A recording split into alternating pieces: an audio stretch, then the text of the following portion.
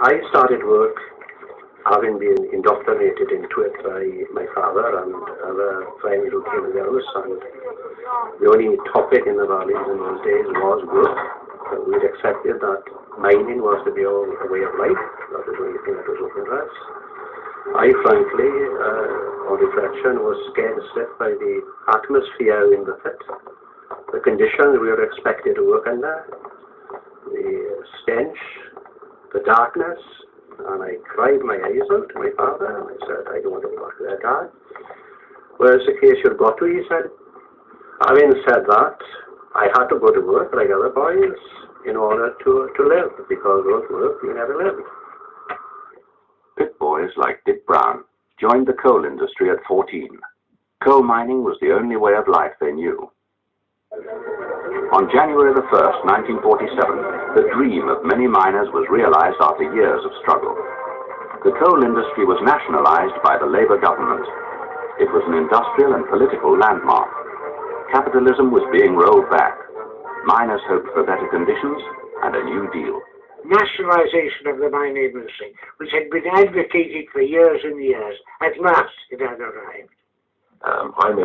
Excuse me stopping it there for a minute, because I met this guy when I was a miner working underground in Canidra Colliery, and I got to say he was one hell of a nice chap. Okay? An extremely pompous speech from the rostrum in my usual fashion, saying that everybody had to work a damn sight harder and it wouldn't be a bed of roses and so on.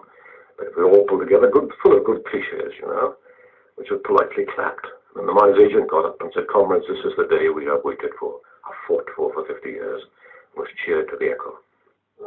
When the 50-year struggle began, coal burnt in every hearth and grate in the country. Coal was the staple fuel for the steelworks and mills that made Britain's industrial strength. Coal powered the railways and the gasworks.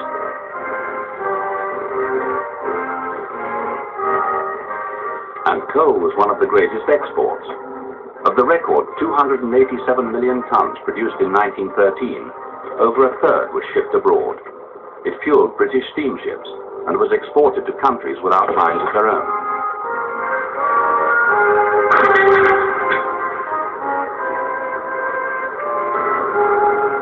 Before the First War, coal was such a big business that 1 in 10 of the male working population was in the mines, over 1 million men.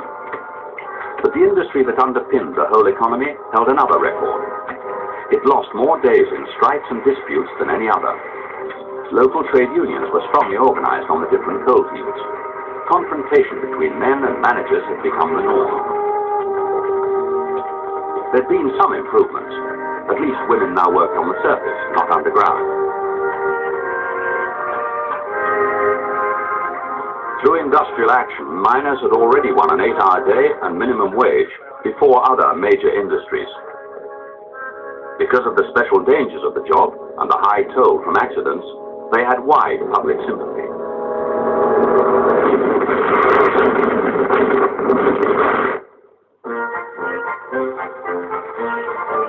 The First War gave miners a chance to escape their underground workplace. There was no shortage of recruits, but coal supplies were crucial to the war effort, and miners were more useful in the pits than in the trenches. Even in wartime, labor disputes simmered on. They were still the main feature of the industry, as miners and owners faced a post-war world which would bring drastic changes in the demand for coal. The coal fields they worked in were scattered from the lowlands of Scotland, through Northumberland, Durham, Yorkshire and the Midlands to South Wales. Their conditions were different, and they produced different types of coal: steam coal, coking coal, house coal, anthracite.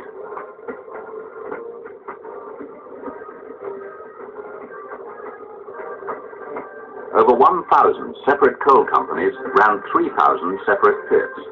They ranged from small family businesses to large public companies. Relations with the men differed widely. Well, we thought that the coal owners were very oppressive and resorted to all sorts of devices to pay as little as they could for the worst work. Yet they were not cooperative. There was no harmony in the coal industry at that time, only hostility. The degree of hostility between men and managers varied from coalfield to coalfield, but the traditional enemy was always the coal owner. I remember very well going down a coal face and talking to some of the men there, and one of them was railing against the coal owners. So I said to him, well, now, who do you mean? Well, he said, the coal owners, of course. He said, bloody coal owners, you know. I said, yes, you mean our chairman, who's certainly a coal owner. Oh, no, not him, he's a first-class fellow. So really he had no idea who he was talking about, except it was bloody coal owners.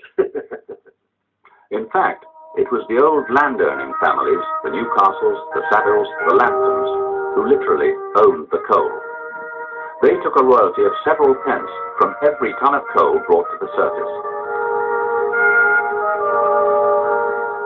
For the men who worked beneath their rolling acres, little had changed since the second half of the 19th century, when most mines were built. Engineering and working methods were still Victorian. Going down in the shaft the first day wasn't a very pleasant experience at all, because with steam winders in them days, well, it was no gradual drop from the surface, it was straight down. You feel your stomach even. It's not like a lift in a hotel. It's a sudden bump drop. It was a very frightening experience indeed. Then began the long trek in, single file. We've made a little davy lamp. You have to carry that very gingerly, because if you shut it, you lost your light. And by the time we got to the coal face, you were wet through with perspiration, and you strip off. And it was so hot there, you worked in pants.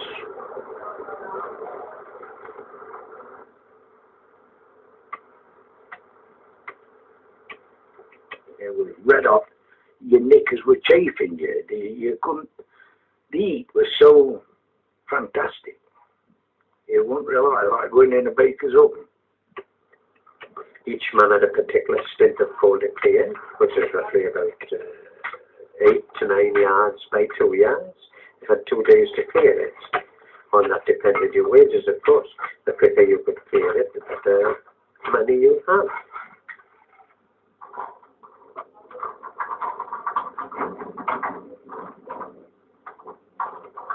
The tools would include the sharp hatchet, because you had to cut your own timber to provide roof supports, a sledge to help to erect them, and several, what we called in South Wales, mandrels. They were picks, but they didn't have curved blades.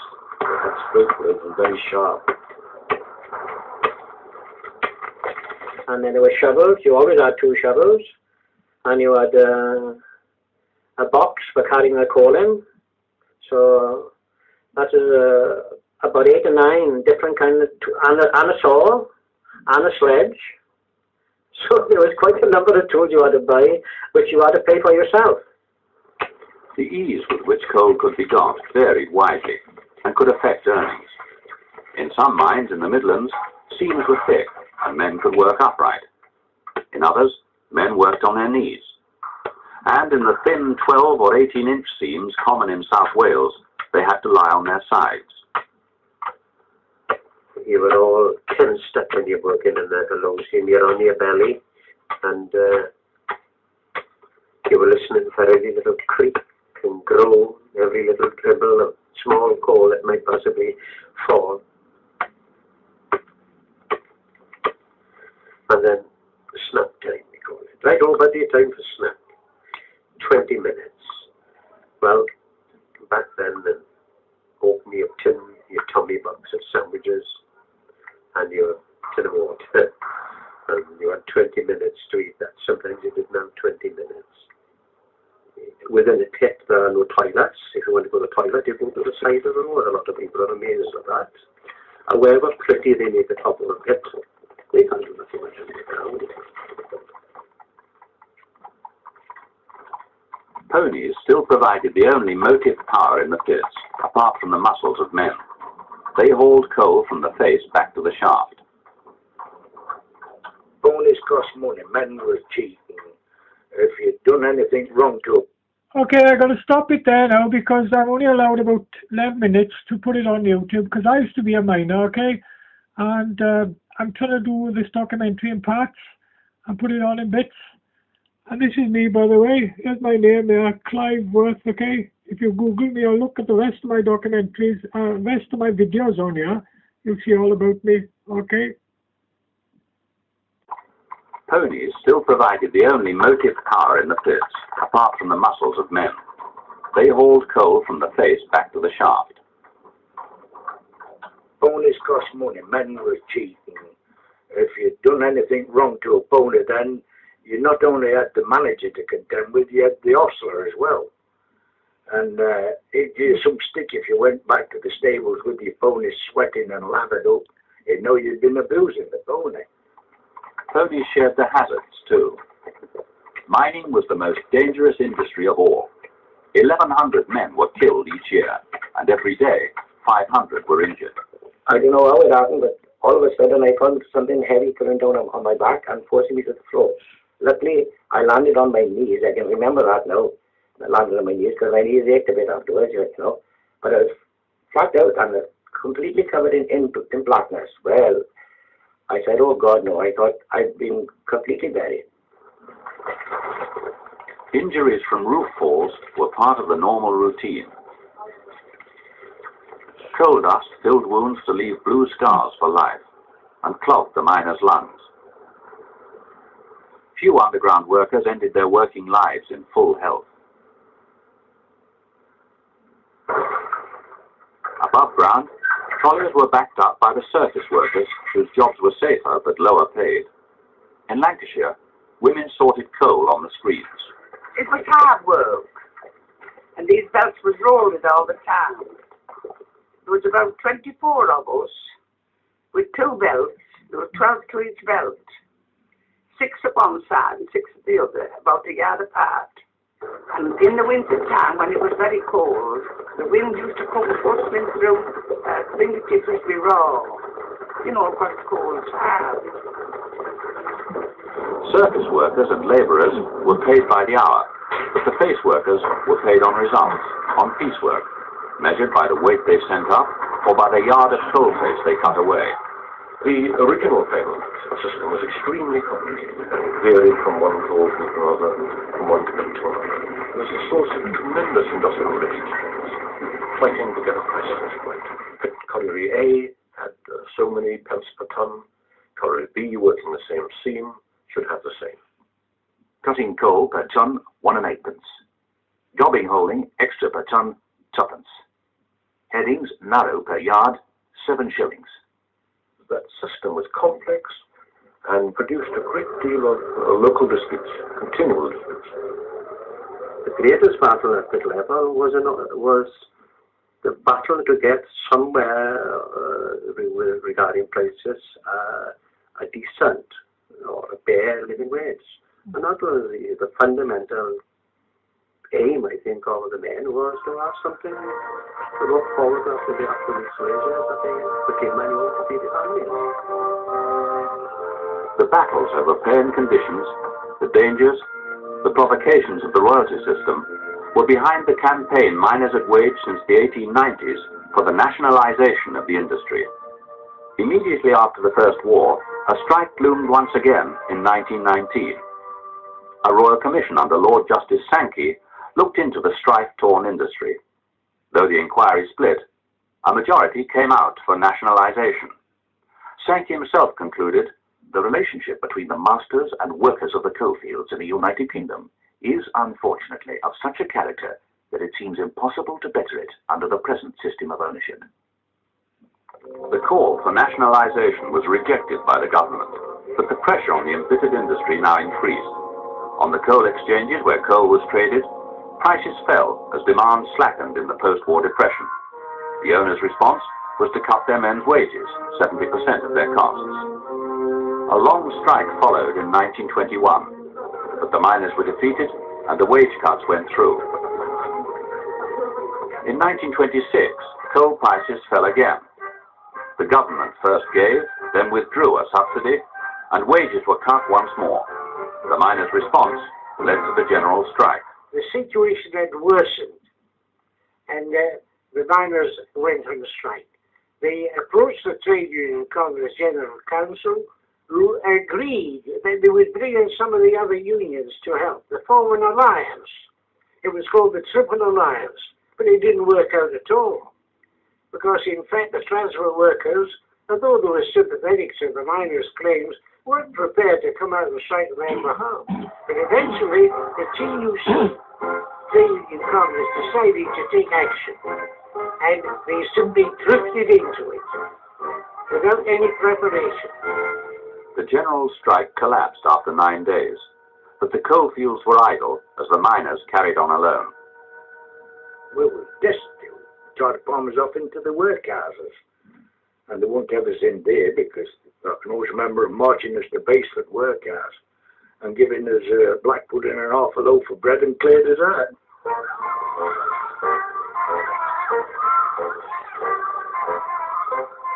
Though mining families suffered, they made the most of the summer.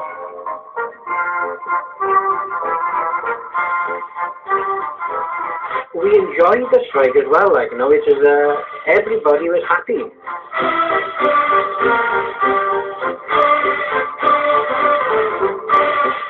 We had a lot of carnivals, such as jazz bands and character bands and comic bands, which everybody partaked in. Everybody had to go with that.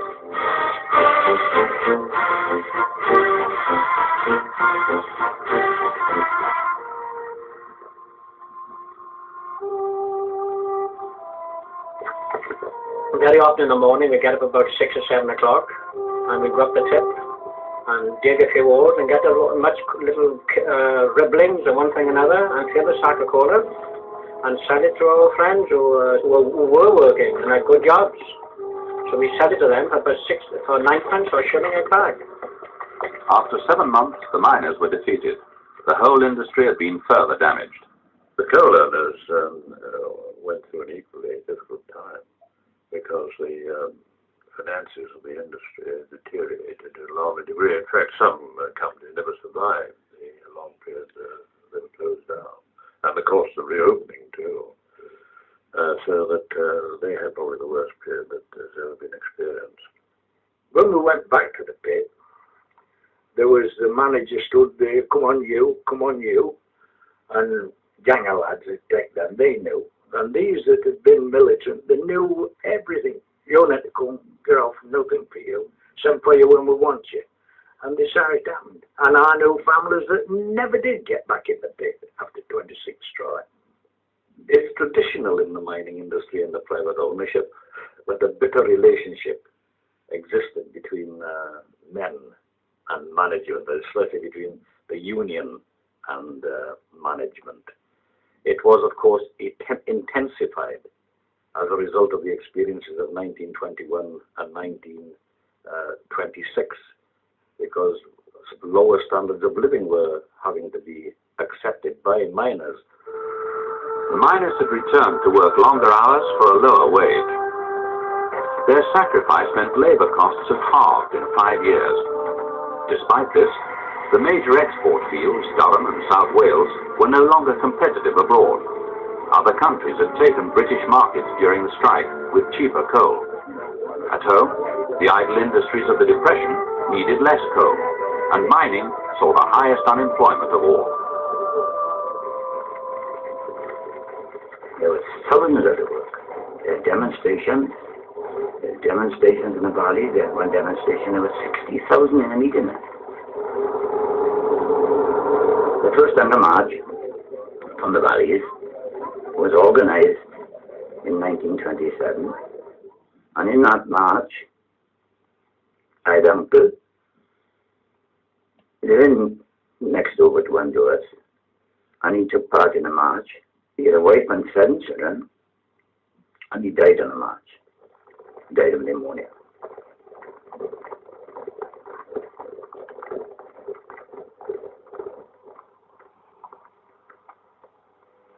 Remember the procession of the old young men, from Dole Queue to Corner and back again, from the pinched back street to the peak of slag in the bite of the winter with a shovel and bag.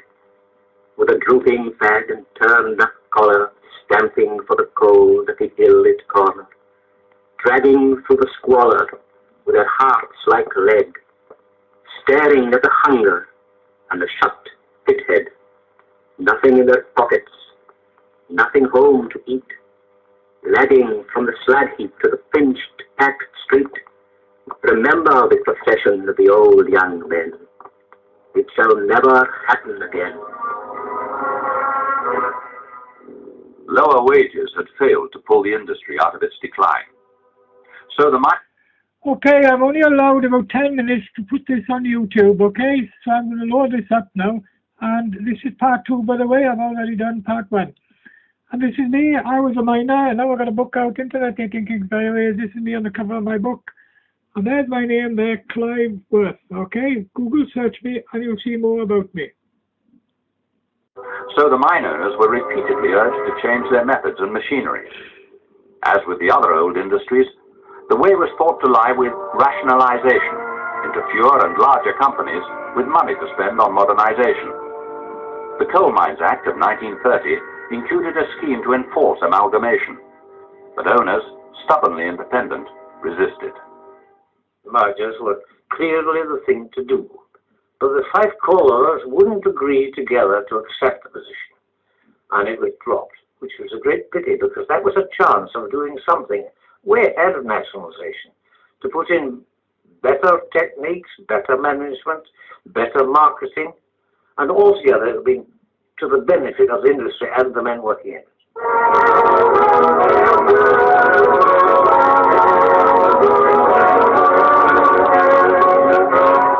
The fragmented British industry was in sharp contrast to Germany, where great combines controlled mines that were more mechanized and more efficient.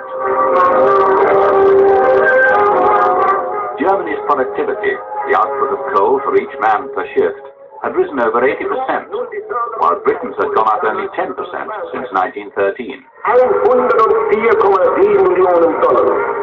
Frankreich 109,7 Millionen Tonnen. The contrast with the rest of Europe was just as great. Polish and German coal exports had risen in a period when Britain's had fallen by 45%. At the coal phase, well, they were not much in advance of us anywhere in the mines I visited. And so their overall productivity would be higher than ours, but I attribute that more to their efficient haulage and the transport facilities in the mines, rather than better productivity at the coal phase. They worked what they call the horizon system of mining, where level roadways were used, and therefore locomotive haulage was almost general in Germany. The fact that nationalization was always threatening, people didn't want to invest money because they didn't believe that under nationalization they'd ever get it back. And it was only the companies who were making a reasonable profit who felt that the duty was to set aside some of that and spend it on new equipment.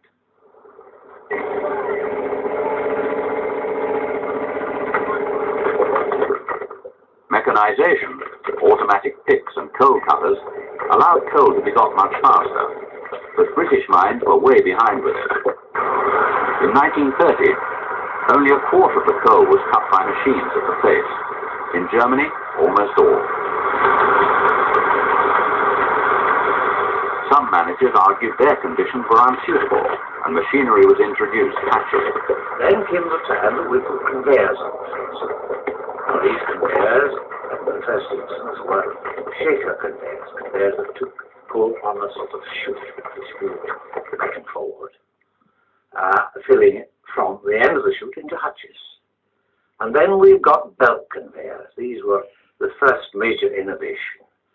Slow in application, and there are a lot of people very frightened of them. We were a bit wary about working really on the conveyor because of the accident that were happening in 8 and 9, the pitch lower down.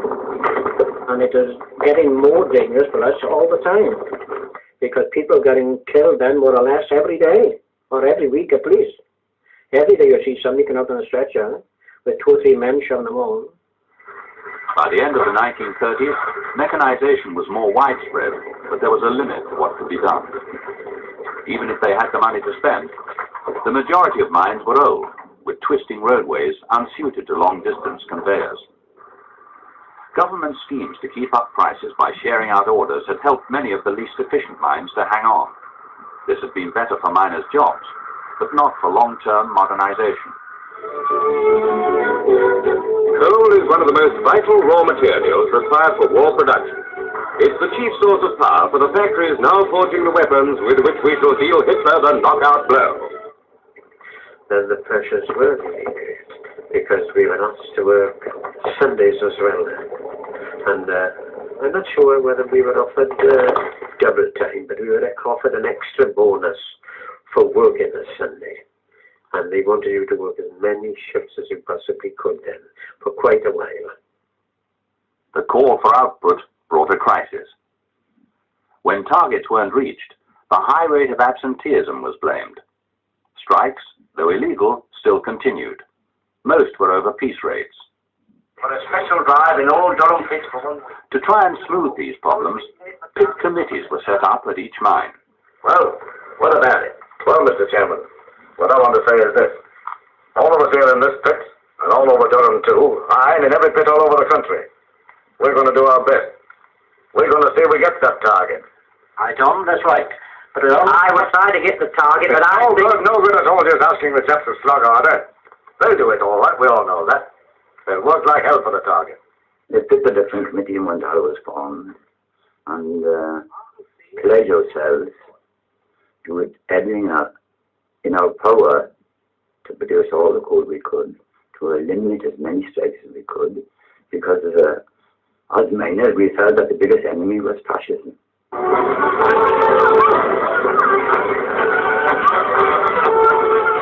Mines came increasingly under the government's wing. A wartime organization was created to run the mines on the basis of national service. Miners were bombarded with propaganda. Exhortations came from all quarters. I have a message for you from the County Regiment. It's because we have so many miners with us that the Durham Light Infantry has got the great fighting tradition that it has. Most of you now are older men and boys. We've taken many fine miners from you. There are a grand lot of miners left to carry on with your battle, which is the same as ours.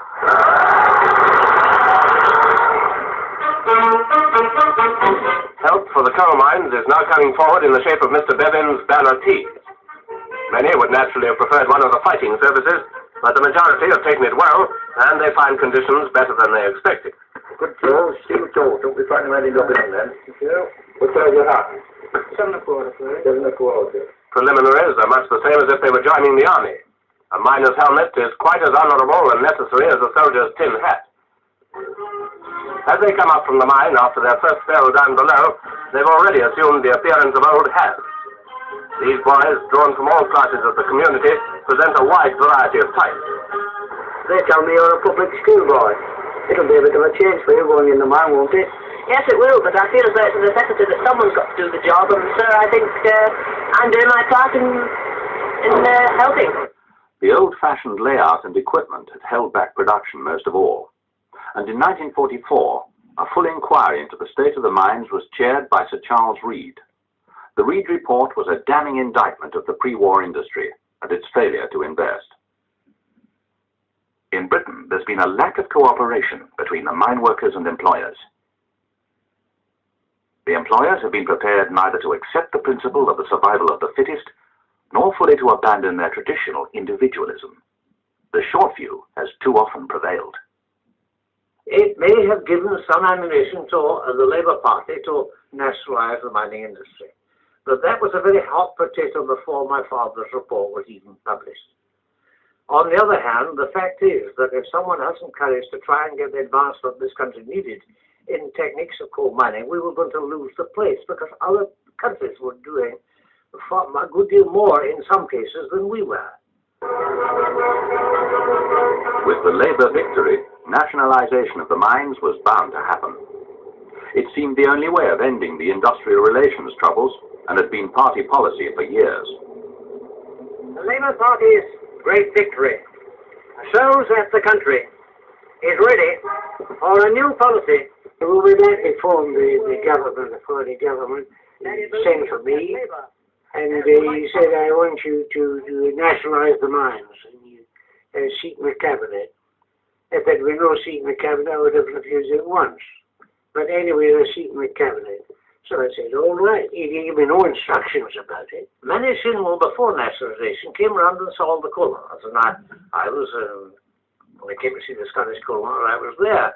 And he came into the room, and he amazed me by saying, I am the executioner.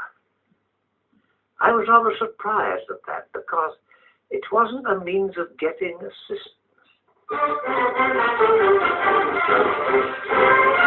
And I should like to begin with to pay a humble tribute to the pioneers in the labour and trade union movement who were inspired with the idea of nationalisation long years ago. And I remember. Okay, I'll stop it there now because I'm only allowed around 10 minutes of filming on YouTube.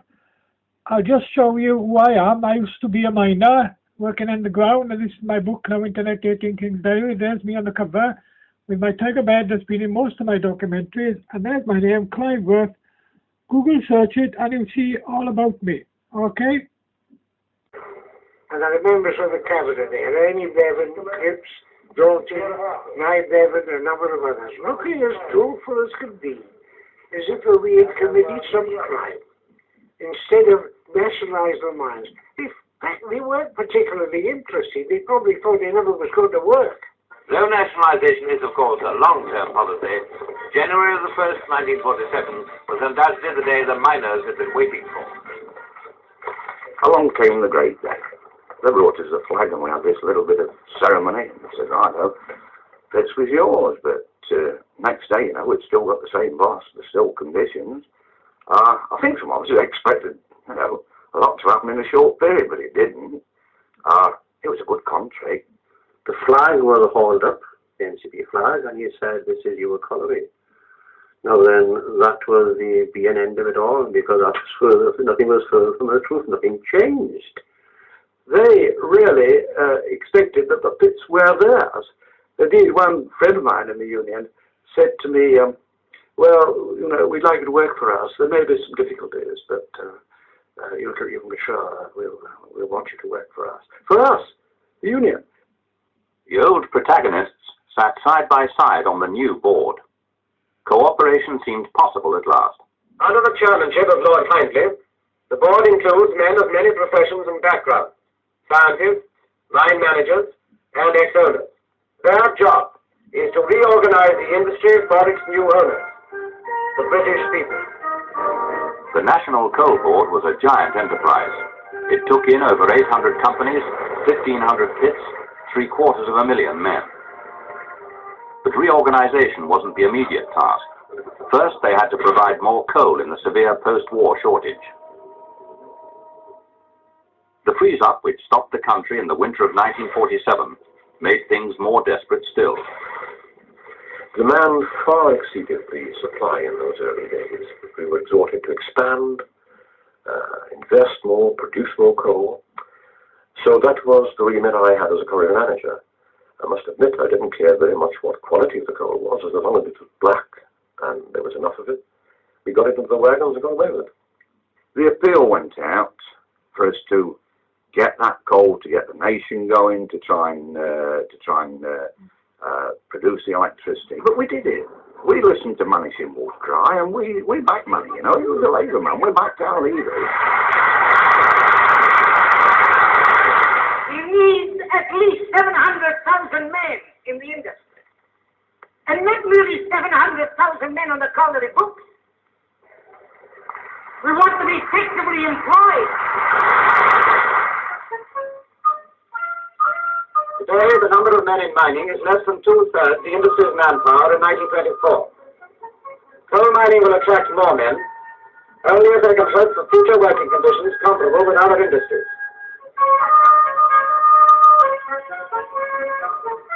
Fish-head bars were already to be found before nationalization in about half Britain's mines. Now the rest must be equipped. There must be transport to take miners back to modern homes. For a few years yet, many miners will have to live in the shadow of the mine pit. But improvements are on the way. New houses are being built. The day is coming when decent living conditions for the miner and his family will be general.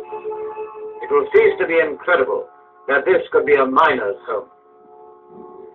Nationalization promised many things, but the main claim was that it would allow central planning at last. We cannot go on living from crisis to crisis. Nothing less will do than a complete reorganization of this basic industry. A plan has to do two things.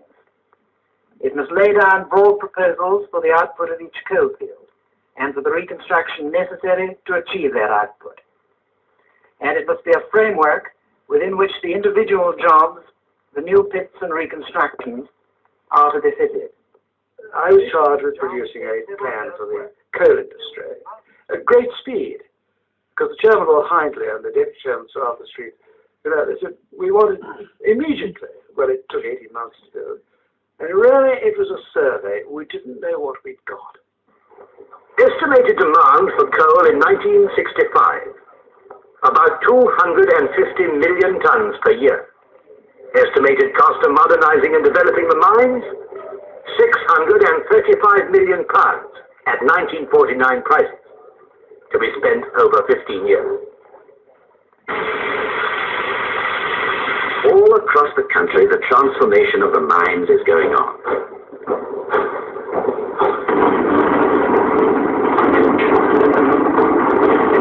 Far down beneath the fields and factories, scenes like these are common now.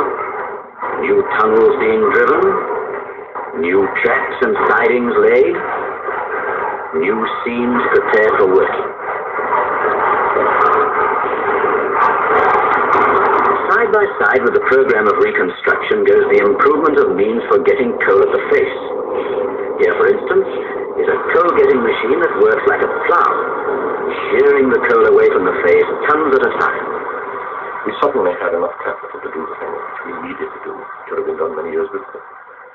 And although we made many mistakes, it was a splendid period. We mechanized everything. Everything we could lay our hands on. And we had very full cooperation from the unions on it too, incidentally. With funds borrowed from the Treasury, there began a massive spending spree. Every mine with coal to offer was kept open. In old mines and new, they poured in machinery.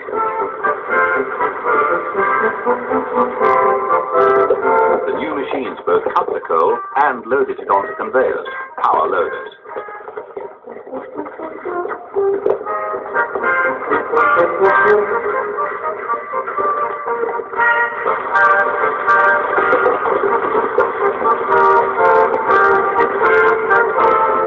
Remember the first power loading phase coming into work in 1956. We as officials of the pit knew nothing at all about power loading. The men knew nothing at all about power loading. We introduced it on this one particular pace, and we had phenomenal results.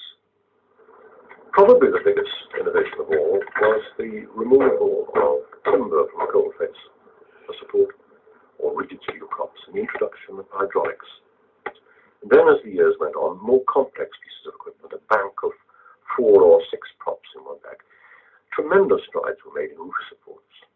The first thing that made us more money was the hydraulic prop. Instead of having to be a contortionist to set a setting to hold your roof up, you've got a hydraulic prop that you pump up in a matter of 30 seconds. You set 7 seconds shift, so you can save, give you an extra hour, get more coal. For the managers, there was little need to be cost-conscious. You'd have a manager report on the success of a machine, and you'd have the group manager turn around and say, I've actually seen this happening in my manager's office. And you'd have him turn around and look at the figures for it, and he'd turn around and say, I'll order 2 of these, or I'll order 3 of this, not knowing what the cost was going to be. But this was the attitude of it. And they would say, right, this will reduce the ripping. The amount of ripping, man required for ripping. I'll order 5 of those machines. You know, it's a good job they weren't spending their own money. The new machinery also increased dust levels and the danger of pneumoconiosis. To reduce dust, water was sprayed. A coalboard film stressed its importance. Have you not got no more bloody brains to run this machine without water? We can't afford to stop machine for a drop of bloody water. I can't get water through a busted pipe. And what are you playing at? Cooking without water. Times I've told you about it. You know damn well he's under behind. It's your bloody water won't it catching up. Now look here, I've told you times many, we're not going to cook without water on. I think best thing we can do is get up there and help that fish and let's get job moving again, then. Come on, let's get it moving. Fed up at this time. The new cutters meant men could earn more, but as always, there was a conflict between output and safety.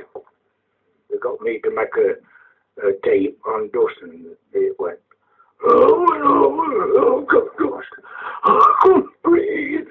And he says, what about your love life? Then they, well, not too good these days. Then it went like that, which they took that all round this area, and they got water on all these machines to kill the dust. So the coal board, they really went to town on safety. The scale of reconstruction rose in the mid-50s. To meet a demand for coal they'd forecast would reach 250 million tons a year by 1960. Despite all the investment, productivity was increasing only slowly. The coal board was criticized for overspending and for an overstaffed bureaucracy. One of the things about working for the National Coal Board is that you had a sense of humour. And on this particular day, near the end of July, we received a teleprint in each division from London saying, please note, in instant economy, two of the three main doors of Hobart House will be closed as from the 1st of August. Please acknowledge. Well, I got this teleprint. I thought it was a stupid thing to have to acknowledge it. And I wrote back and said, received your teleprint. Have you gone far enough? There was only one more door to close. I guess some of the criticism. Right, okay, I'm only allowed about 3 minutes, 10 minutes to put this on YouTube. I'm also on ex-miner now, and this is why I'm filming this for you all, okay? The bureaucracy was justified. It took a hell of a lot of organisation to put together over 800 colliery companies into one big show, and inevitably, we had too much bureaucracy. And the board's high estimates of future demand proved totally incorrect. The great expansion plans were still rolling on when the customers the coal was intended for began to desert. Demand was changing fast. Tilbury Power Station is among several that have gone over to oil burning, which was government policy at the time of coal shortage. On its conveyors no longer flows the 26,000 tons of coal once burnt every week. The merits of oil speak for themselves. It's clean, needs less labor to handle. Many other branches of industry have gone over to oil burning. No one had reckoned that oil would be so cheap or would take over so quickly. Not long ago, men in the re-equipped mechanized pits were being urged to increase output and told that Great Britain needed every ton that could be mined. That this generation would ever have a surplus of coal seemed inconceivable. It, of course, created a real problem, particularly for those of us on the marketing side, which I was on. We previously not sold coal, we distributed it. We had to be transformed overnight into aggressive salesmen. A new chairman, Lord Robens, put a brave face on things. Well, I'm supremely confident about the future of the coal industry. I'm perfectly satisfied that we can produce the coal that the nation needs. We can provide security of employment for everybody that's in the industry, and we can make it. Excuse me stopping it for a minute there, but I was working in Canidra, I think around 1967, 68, when Lord Robens came to Canidra Colliery. I didn't actually meet him, but I remember him coming there at that time, okay? Pay its way. But in 1960, they didn't sell the 250 million tons they'd geared up for, but 196 million tons. The stockpiles were testament to a collapse faster even than that of the 30s. The mountains of Bourne, of course, was the 31 million tons of coal lying on the ground, unsold, with no possibility, or the appearance of having no possibility of selling those mountains of coal, because oil at that time was $2 a barrel, and coal could not be raised anywhere to compete with that oil price. Oil had once been twice the cost of coal. Now it was cheap and plentiful. At first, the government tried to protect the mining industry by putting a duty on fuel oil, and the electricity boards were asked to keep burning coal. The size of the coal industry was determined by the Central Electricity Generating Board. And every time they built a 2,000 megawatt oil-fired station, they robbed the coal board of 5 million tons of coal sales. And this really was it. If in point of fact the government had looked and had at the totality of the energy market, seen the problems associated with closing mines and the social conditions that flowed from it, because you virtually closed down a whole village. 400 pits were shut down in the 1960s. Craghead, County Durham, was one. The board's proposals are firmly as follows: that the colliery should be closed on Friday, the 11th of April. That is your final answer? That is the final decision. Well, if that's the final answer, I think we're more or less going to accept it. We were making an attempt and would have very much liked to make the attempt for the keep the pit going because of the high unemployment rate in this particular part of the country. You always think on a Monday morning, oh, I wish this pit was closed, sick of it, especially if you've been on the hill on the Sunday night. Then, you see it yourself, oh, this pit closed. It will not close this pit. They can't close this pit. When I accepted was when I went to get my lamp to go down the pit and to find a piece of paper on your lamp saying that your employment was required no longer.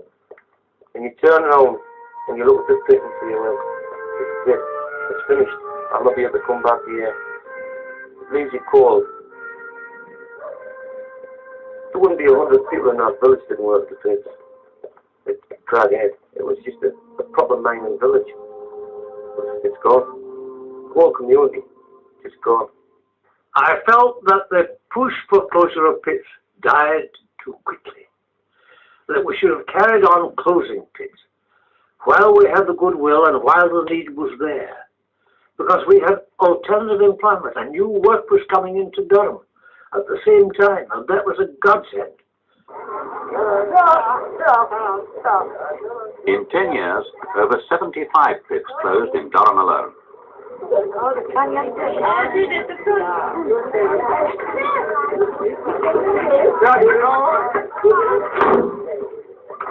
Many miners and their families transferred south to new jobs and housing arranged by the Coal Board in Yorkshire and the Midlands. Modern pits like Kellingley offered a long-term future.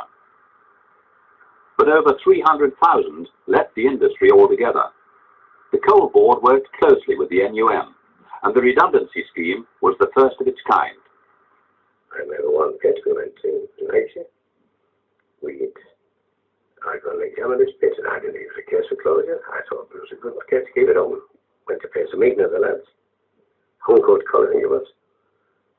And there were only about 400 men worked at the pits.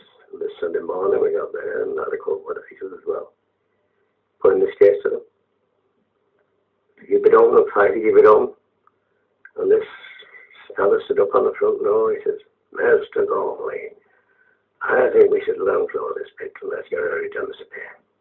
I said, you, what the hell are you talking about? He said, what are you talking about? Nah, it doesn't matter.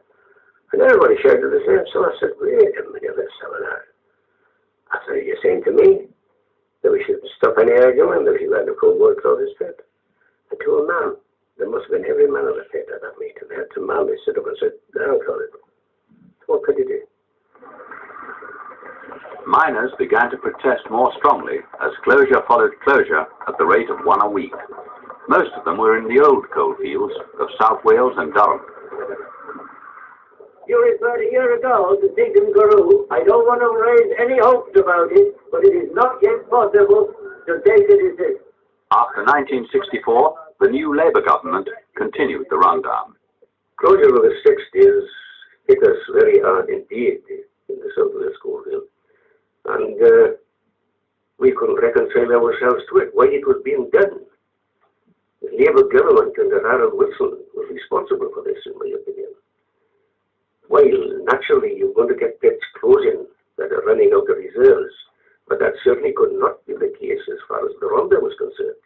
They closed the majority of the pits of the Rhondda, despite the fact that there was a great deal of coal left there. We looked upon this as being butchery. We felt that there was a mistaken long-term policy. We couldn't argue about the current situation. It was there for all to see. But underlying that, and looking into the future, we felt that there was a much better prospect for coal. With fewer men and more machinery, coal board productivity was now rising faster than at any time since 1947. Today, as we look forward to the 1970s, mining is a leaner industry, an industry of sinew and muscle that has set an example to the rest of Britain by its record of rising productivity. Helped by the machines which give power to their elbow, British miners cut and loaded in 1966 175 million tons of coal in this island. The Coal Board tried to modernize the way in which miners were paid, too. The Baroque piecework system made less sense as modern machinery was used, and its price lists and allowances still caused disputes. It was replaced with a standard hourly wage under a new agreement. The National Power Loaning Agreement came in 1966, and I was very concerned that it should come in at that time because of the prolific number of sectional stoppages taking place in the industry. And I saw piecework as being the cause for all these stoppages. And I wanted to introduce a national wage agreement where men doing the same job had a uniform wage. So they brought the power loading agreement where everybody was supposed to be on a set and equal wage, day in, day out, week in, week out, and so on. But there was only one trouble. Everybody was in the contract, but not everybody was prepared to work. You've got men, I'm not saying they weren't prepared, I'll withdraw that, but you've got men that's got very big physiques and can eat work. You've got other men that it becomes difficult for them to do the task.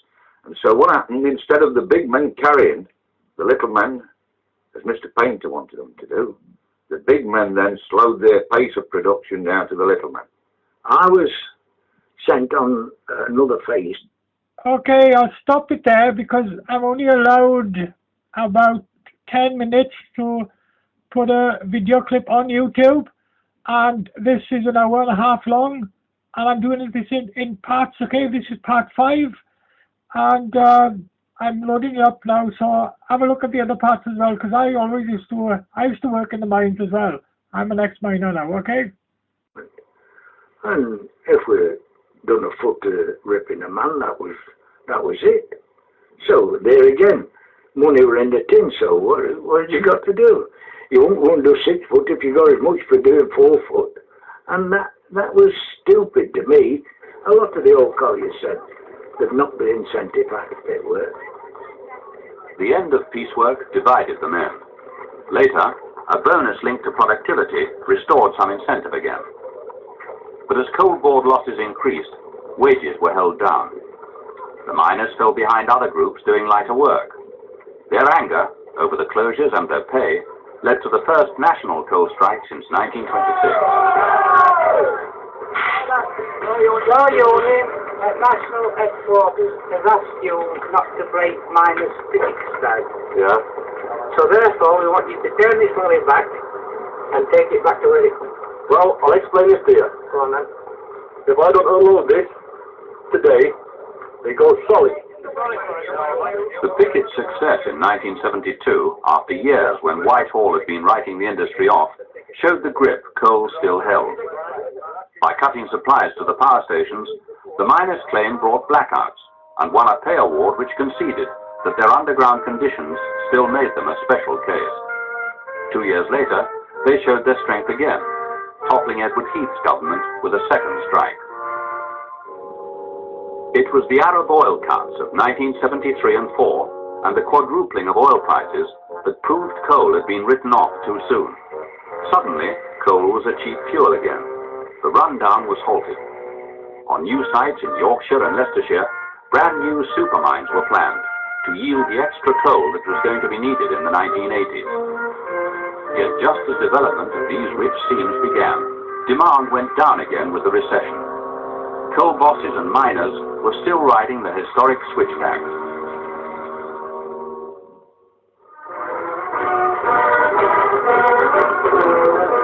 Nearly 40 years ago, Durham miners celebrated nationalization. No one then could have expected demand for coal to change as it did. They were full of hope. I want this great scheme of nationalization to succeed triumphantly. The whole country is watching to see how this great new organization, this new adventure, this new experiment comes out. The great experiment of socialism in a democracy depends on you.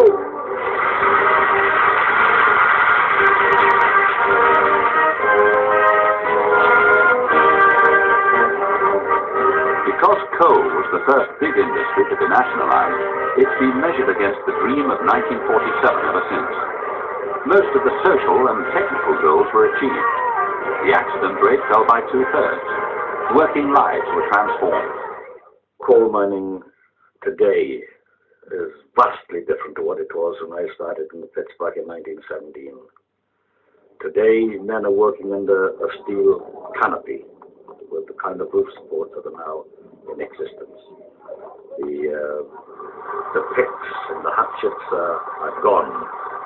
It's the machines that cut and load the coal and the conveyors that convey it to the pit, and on the surface you've got the same kind of development. It's an entirely different industry. It's more like a factory.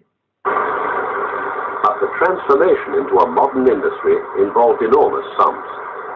No one asked the miners to make a profit in the early days of nationalization. They were told to turn out as much as possible as a public service.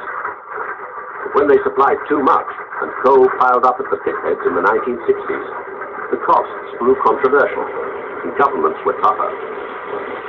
Despite all the pits that had closed, the social need to keep the jobs which depended on coal has always blurred the arithmetic. Losses rose. The miners' union and the government used figures in different ways. As the coal board saw it, from the start there were two sorts of mines, those which paid for themselves and those which didn't. Every coalfield in the country, with the exception of the East Midlands and Yorkshire, were dead losers.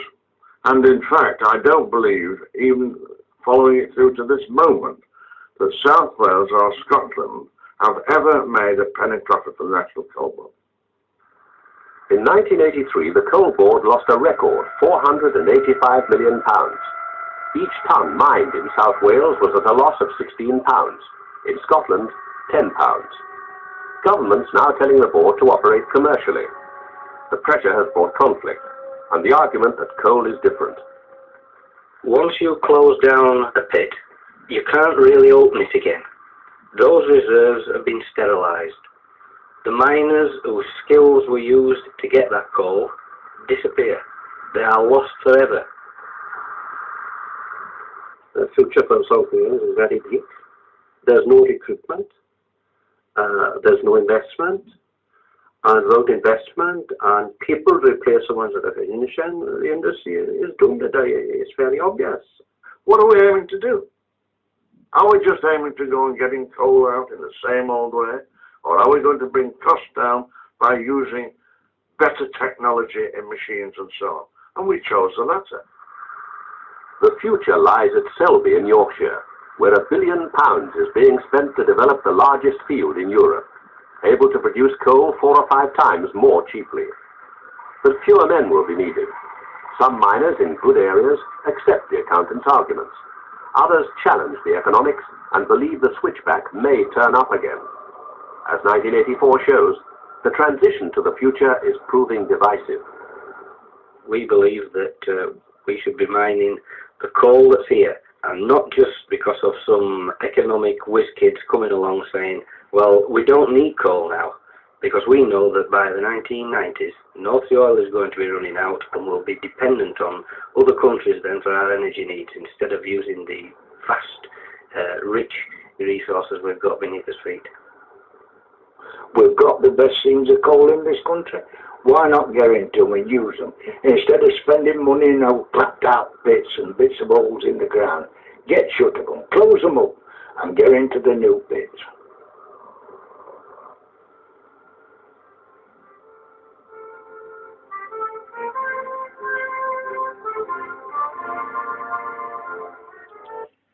Okay, I've loaded this documentary up in 6 parts, okay?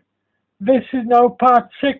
It was an hour-long documentary, and I've done it all in parts because I was also an ex-miner, and I loved being a miner. Like a lot of other miners, it was devastating for us to lose our jobs working underground.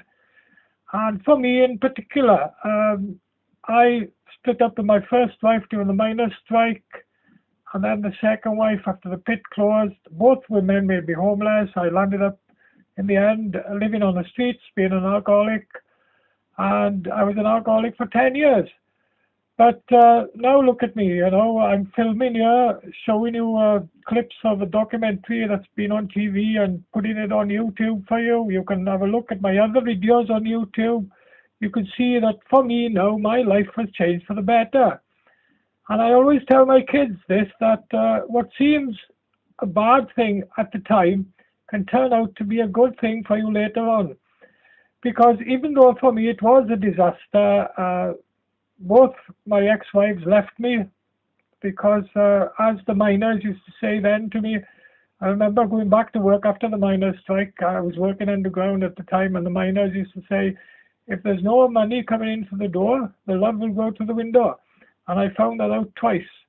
So if you look at the rest of my video, you'll see now I'm popular all over the world for my internet dating. Yes, all over the world.